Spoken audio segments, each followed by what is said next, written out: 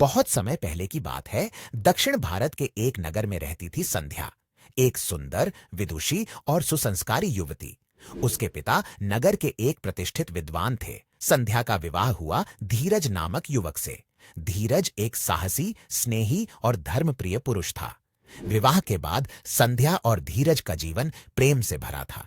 लेकिन विवाह के तीसरे महीने ही धीरज को व्यापार के सिलसिले में दूर देश जाना पड़ा।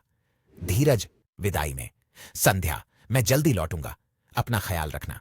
लेकिन फिर 3 वर्ष बीत गए। न कोई पत्र, न कोई संदेश, न ही कोई खोज। संध्या के पिता दुखी हुए। बेटी का भविष्य अधर में था। लोग कहने लगे, धीरज तो शायद समुद्र में डूब गया। पुत्री की स्थिति देख पिता ने संध्या का दूसरा विवाह किया, इस बार सुनील नामक एक राजकर्मी से। सुनील सहृदय, सम्माननीय और योग्य था। विवाह के बाद सुनील ने संध्या को आदर और प्रेम दिया। धीरे धीरे संध्या भी उसे सम्मान और स्नेह देने लगी। एक दिन जब संध्या और सुनील एक मंदिर में पूजा करने गए, वहीं एक व्यक्ति चीख उठा। धीरज भावुक स्वर में, संध्या, तुम मेरे बिना विवाह कर लिया? संध्या स्तब्ध रह गई। धीरज 3 वर्षों तक समुद्री तूफान में फंसकर एक दूरवर्ती द्वीप पर फंसा रहा था। अब जब वह लौटा तो देखा कि उसकी पत्नी अब किसी और की है। दोनों पति, धीरज और सुनील, संध्या को न्यायालय में ले गए। राजा ने दोनों की बातें सुनी। राजा न्याय के स्वर में, धीरज, तुम पहले पति हो लेकिन मृत मान लिए गए। सुनील, तुमने नियम के अनुसार विवाह किया, कोई पाप नहीं। लेकिन अब किसका अधिकार बनता है संध्या पर? राजा ने संध्या से पूछा, तुम किसे अपना पति मानती हो?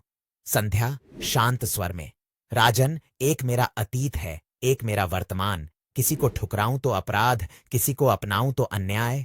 बेताल रहस्यमयी स्वर में, तो राजन बताओ, धीरज जो पहला पति है और संध्या का पहला प्यार, या सुनील जिसने दुख की घड़ी में उसका साथ दिया? किसका अधिकार है संध्या पर, और क्या संध्या की इच्छा सबसे ऊपर होनी चाहिए?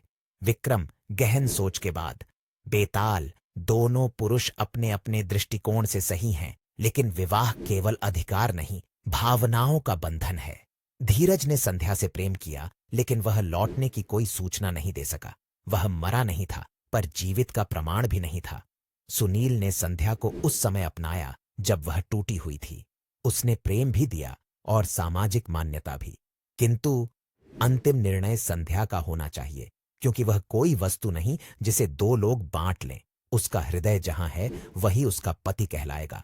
बेताल जोर से हंसते हुए, हा हा हा हा, तुमने फिर उत्तर दे दिया राजन। अब मैं चला वापस अपने पेड़ पर। हवा की तेज आवाज और बेताल का उड़ जाना। विक्रम गहरी सांस लेकर, फिर वही शुरुआत, वही सफर। अगर आप देखना चाहते हैं ऐसी ही लोक कथाएं और कहानियां तो चैनल को सब्सक्राइब, फॉलो करना ना भूले। धन्यवाद।